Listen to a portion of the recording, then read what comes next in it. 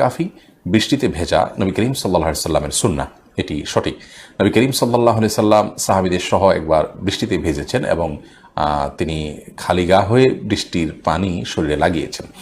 তখন সাহাবীরা জিজ্ঞাসা করেছিলেন, ইয়া রাসূলুল্লাহ, আপনি এমনটি কেন করলেন? নবী সাল্লাল্লাহু আলাইহি ওয়াসাল্লাম তখন বলেছেন যে এটি আল্লাহ তাআলার বৃষ্টিতে এমনিতে আল্লাহ তাআলার রহমত, সাধারণ অবস্থায় ঝড় হলে বা জলোচ্ছ্বাসের পর্যায়ে গেলে সেটি আল্লাহর পক্ষ থেকে ফিতনা হতে পারে, পরীক্ষা হতে পারে, আযাব হতে পারে, অন্য আবার সেটা কোনো দিক থেকে অনুগ্রহ হতে পারে।